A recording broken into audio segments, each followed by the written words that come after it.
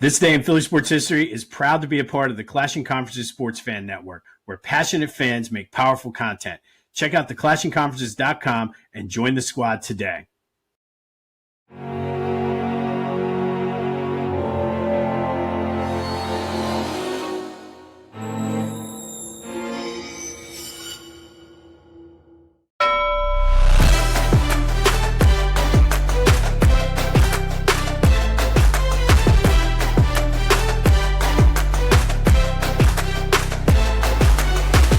What's up, everyone? Welcome to this day in Philly sports history for July 30th, 2026. I'm your host, Jim Montgomery. Welcome to a Thursday edition of the podcast, slowly inching toward August. And man, August cannot come soon enough for the Phils. A brutal loss last night, or I guess yesterday afternoon. How do you blow a 6-0 lead to the Marlins to get swept? I don't even know the bullpen was not good. Luzardo got a little shaky, but I think overall he pitched well offensively. They put up some runs. Just team's going through it right now. And I don't know. I've been hearing a lot on the radio and on social media, and we heard them say this with Rob Thompson, that they were just waiting for him to get fired or waiting for something to happen. They better not be sitting there waiting for the trade deadline. And I don't know, much needed day off today. Don Mattingly seemingly clapped back at Bryce Harper when he was asked about his comments yesterday about needing help. Said, oh, well, players like to be GM. He was like, nobody else is really saying that. And I don't know if it was him kind of saying, hey, I'm on Dave Dombrowski's side. You guys need to play better. Got to keep in mind, too, that his son is the general manager. Dombrowski's the president of baseball operations. But a lot of talk about those comments yesterday. And look, I don't disagree. I don't think anybody here would disagree with what Bryce says. I don't even necessarily have a problem with it. He could be speaking as part of the collective of the team, that they think they need help. It is kind of funny that he had said something about Dave Dombrowski making his not elite comments, saying, well, we should keep that stuff in-house. And then he goes and says something like that. So maybe he's being petty. But either way, he's not wrong. He is not wrong. And I think everybody needs to hear it, whether you are the top guy, the last guy off the bench, whatever. Everybody needs to hear it. But I don't think it's going to matter if the top guys, looking at you, Bryce, perform. I think that's the missing piece here. Sure, you could bring in Babe Ruth and Willie Mays. And if Trey Turner's going to make errors, if Kyle Schwarber's going to go in a slump, if Bryce Harper's going to go in a slump, Brandon Marsh is going to go in a slump, it doesn't matter. It really doesn't matter who you bring in. You're still going to run into the same thing. It's not going to stop the bullpen from making bad pitches. It's not going to stop the fifth starter spot. So I think while this team needs some help, they need some help from the guys that are here. But much needed day off. But what do you think? 267-495-8531. Are they cooked? I think it's fair to ask that question, only because we saw how they played at the beginning of the year. They got that surge when Mattingly came in, and now that the newness is worn off, the new car smell is gone, the fact that maybe they're just, this is who they are. Maybe they're in a wildly inconsistent team now that they're older. I know that they are an inconsistent team, and we've seen that since 2022. So maybe this is just who they are. So are they cooked? 267-495-8531. That's Back to the Future voice and text line. Let me know your thoughts on the Phils. But luckily, you always see the things on Facebook, marked safe from the storm or whatever. We're marked safe from Phillies baseball tonight. Eagles opened up training camp, and the first thing I hear out of camp, Jonathan Grenard is on the PUP list. apparently strained his pec lifting. I don't know if that was him trying to really push his workouts. Whether I think it's fair because he had a shoulder injury last year. Is this stemming from the shoulder injury? Because if you ever lift it, sometimes if something's not right, you tweak something. I don't know. But it's going to give the other edge rushers some reps in practice. So I guess it's not terrible. But being a new guy, I'd like for him to be there. But lots of positives across the board from like I told you guys last year with the camp thing. I don't follow one specific guy. I like to get a wide view. But it does seem like the consensus was yesterday overall positive. The offense definitely looked different, and then in a good way. Lots of play action, lots of motion, lots of under center. Jalen Hurts looked in really good shape. Looked fast, the best he's looked since 2020, which was his rookie year. They were using more of the middle of the field.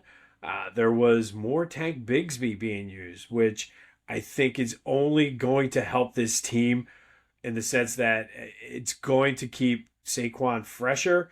He's another year older. Knock on wood, he's been very good the past 2 years with injuries. But more Tank, why not? Give me more Tank. And then lots of Jalix Hunt talk out of camp yesterday, too. The secondary looked good.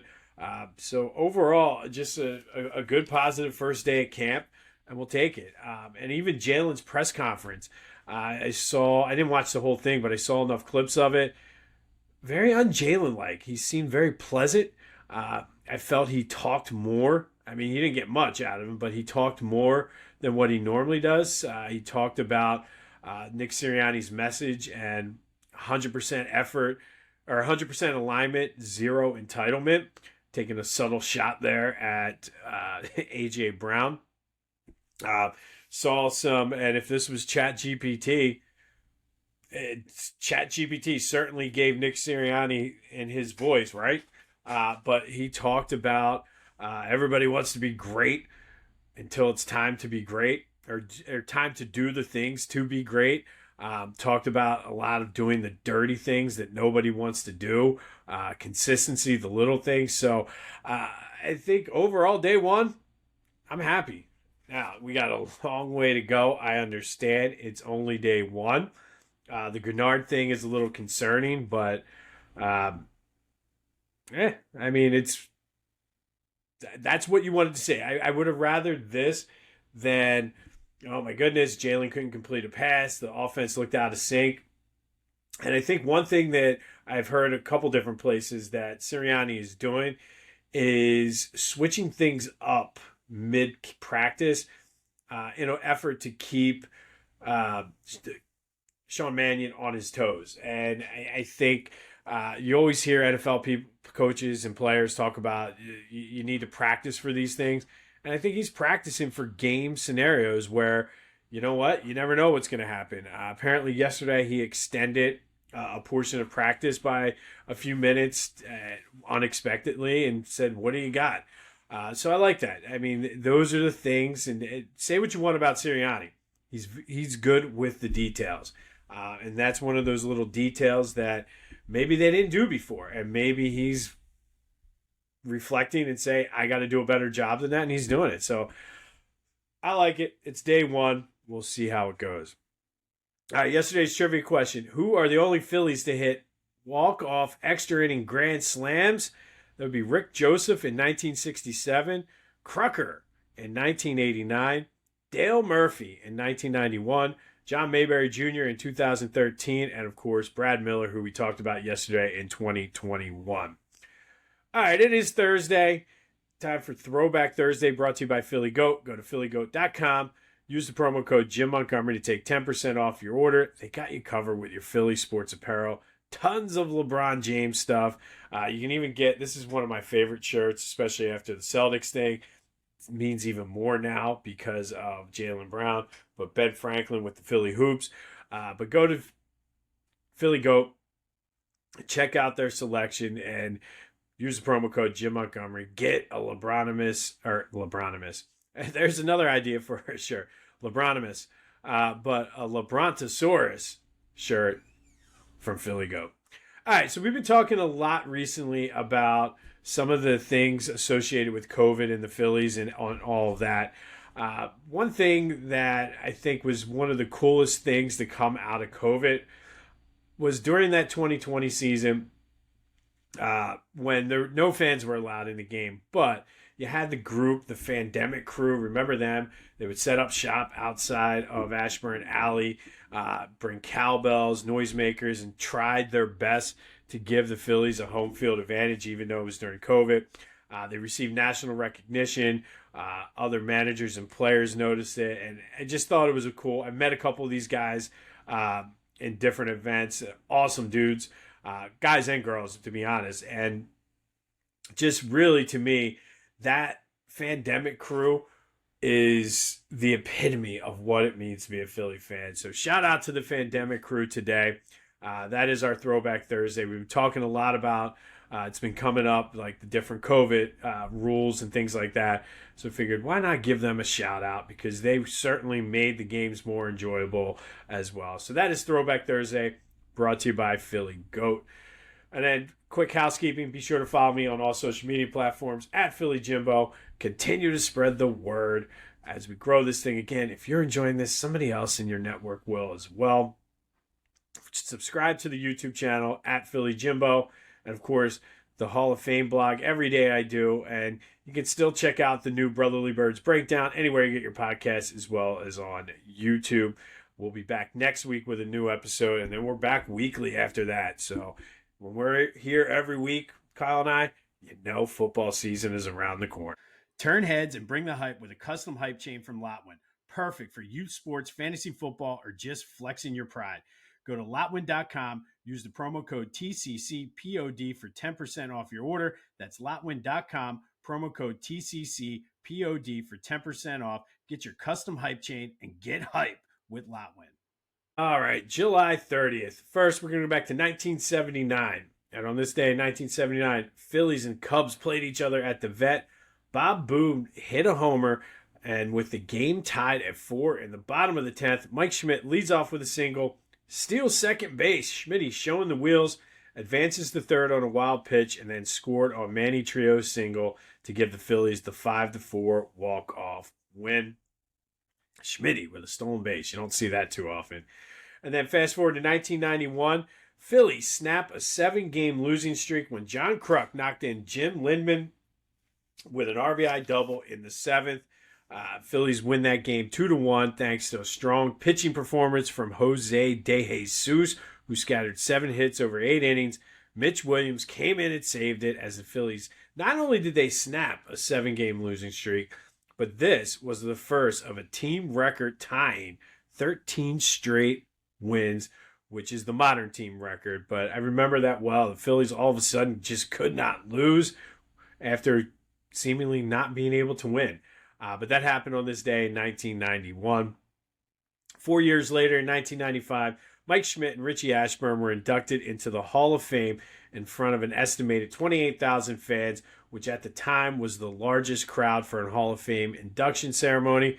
Schmidt got in on his first ballot with 96.5% of the vote, which begs the question, who didn't vote for Mike Schmidt to be in the Hall of Fame? I think some of these baseball writers get too involved with things and everything. And it's like, how is Mike Schmidt not a unanimous selection?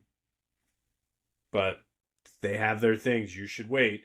And I think it stems back to like really old school people who were like, well, I think it was Babe Ruth or Cy Young. One of those guys didn't get 100% of the vote. So they're like, well, Babe Ruth didn't get 100% of the vote.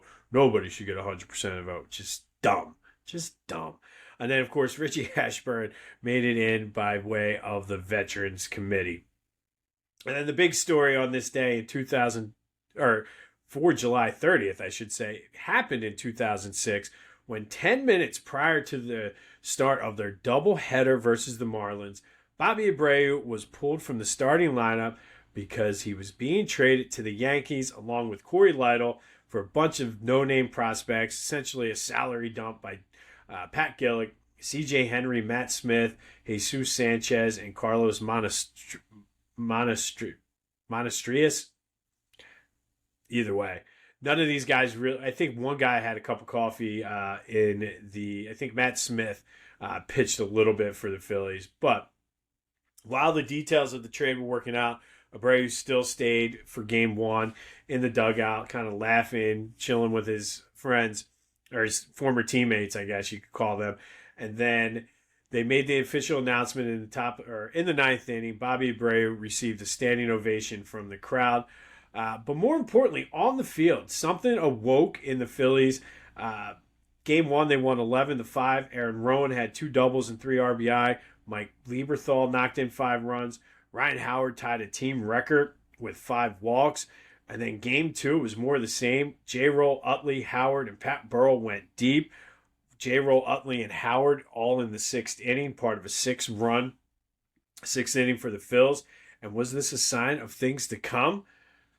Well, not according to Pat Gillick, who said after the game, don't get your hopes up for 2007. Whoops. But the Phillies sweep a doubleheader when they found out moments before game 1 that their longtime teammate Bobby Abreu was being traded. Abreu was very emotional about it because, of course, he got ripped for not diving for balls, running into walls, but said, I always played hard. I wanted to win and things like that. But I guess the Phillies really showed Pat Gillick, who said, nope, we're not strong enough to contend, because what they did after this trade was go on a tear to get back into the wild card race, which led them to acquiring Jamie Moyer, who was an integral part of the 07 and 08 teams that won the division and ended up winning the World Series. So something awoke that day when Bobby Abreu left, and Jimmy Rollins, Chase Utley, and Ryan Howard, much to the disbelief, hopefully, of Pat Gillick, who wasn't expecting much. All right, finally, our tournament, our last Elite 8 matchup. It's brought to you by BeachCaddy.app. Let them take the stress out of your Jersey Shore vacation. They'll move you in, move you out. They have the best beach carts at the Jersey Shore. If you're in Stone Harbor, Sea Isle, Avalon, Ocean City, or Wildwood, let Beach Caddy take the stress out of your Jersey Shore vacation. It's August, still plenty of people going on vacation right now before school starts. Use the promo code Jim Montgomery to take 10% off your move-in, move-out, as well as your beach cart rentals. BeachCaddy.app, they take the stress out of your Jersey Shore vacation. All right, yesterday, no real surprise except for it was 100%. Kobe Bryant defeated Elena Delle Donne, 100% of the vote to move to the Final Four. So, our final Elite 8 matchup. And before we get into that, what I'm going to do is both Final Four matchups will be announced tomorrow. I'm not going to go through the long bios because I feel like at this point you know the players that are going to be there. It's a matter of who do you want. So the voting will take place all through the weekend, and then the final matchup will be Monday. I'll give you Monday through Thursday to really sit on that, think about it, get your vote in, and we will announce the greatest Philly high school hoop figure winner on Friday of next week. But today, it's Southwest Regional, a 1-2 matchup. Who's going to join Wilt, Dawn, and Kobe in the Final Four? Will it be Earl the Pearl Monroe or Tom Gola? Let's start with Earl Monroe. Went to Bartram, had a non-traditional high school basketball career. He was known as a star at Bartram, but it was more about the mythology of Earl the Pearl. He started off as a soccer player, went through a growth spurt, and then started playing basketball for the team, became a role player early, but he made his name on the playground. He was a playground legend. Teammates nicknamed him Thomas Edison for his shot creation, kind of those high-flying, go to the rim, electrifying shots. Essentially, he's the godfather of the modern game. From high school, he went to Winston-Salem State, where he's a college division champion, won the tournament MVP, scored almost 2,400 points in college, 2-time All-American, which led him to be the number 2 pick of the Bullets in the first round. He won a title with the Knicks, 4-time All-Star, 30th and 75th anniversary All-NBA teams. He's in the college and the Naismith Halls of Fame, taking on Tom Gola from LaSalle College High School, scored over 2,200 points in high school. He was a Catholic League champ, two-time first-team All-Catholic League. Over 60 colleges were looking at him, recruiting him to come to play for them. He won the Mark Wood Award for being the top Catholic League player. Decided to stay local, went to LaSalle where he was a three-time All-American, led the Explorers to 2 Final Fours, including a championship in 1954 where Gola won Player of the Year. He's still the all-time leading rebounder in NCAA history. First NCAA player with 2,000 points and 2,000 rebounds. He's in the Big Five Hall of Fame. Went to the Warriors as their territorial pick, where he won an NBA championship. He's a 5-time All-Star. His number 15 is retired at LaSalle. They named the gym after him. He is also in the Naismith and College Basketball Halls of Fame. And now it's your turn. Who moves to the Final Four? Earl the Pearl Monroe or Tom Gola? Get your votes in any way you can. Back to the Future Voice and Text line, 267-495-8531. Any of my social media, whatever you got to do to get that vote in. But Earl Monroe versus Tom Gola, who moves on to join the Final Four? On this day in 2006, Phillies trade Bobby Abreu to the Yankees along with Corey Lytle for a bunch of prospects. On the field, they swept the doubleheader and got hot, getting themselves back into the wild card race. Mike Schmidt and Richie Ashburn are inducted into the Hall of Fame. One of the biggest, at the time, it was the largest attended Hall of Fame ceremony in history. Phillies on this day in 1991 snap a 7-game losing streak, and it was the start of a 13-game winning streak. And on this day in 1979, Mike Schmidt singles, steals second, advances on a wild pitch as the Phillies walk off the Cubs 5-4. We'll have more on Eagles training camp tomorrow. We'll preview, get you ready for the weekend. Maybe there's a trade in the works because I saw some things overnight. Trades have started to happen. So, Dave, you better not be sleeping. You better, whatever Howie Roseman does, you need to do that and get this team the help that it desperately needs, according to Bryce. Tomorrow is also Fridays with AI. We will see the 66-67 Sixers match up against the 03-04 Pistons. See how the defenses match up in that one. And of course, hopefully, just hopefully, there is a trade, something. Please, please, please, please, please, please. This has been This Day in Philly Sports History for July 30th, 2026. My name is Jim Montgomery. Go have yourselves a Thursday. And until next time, I'll see you when I see you.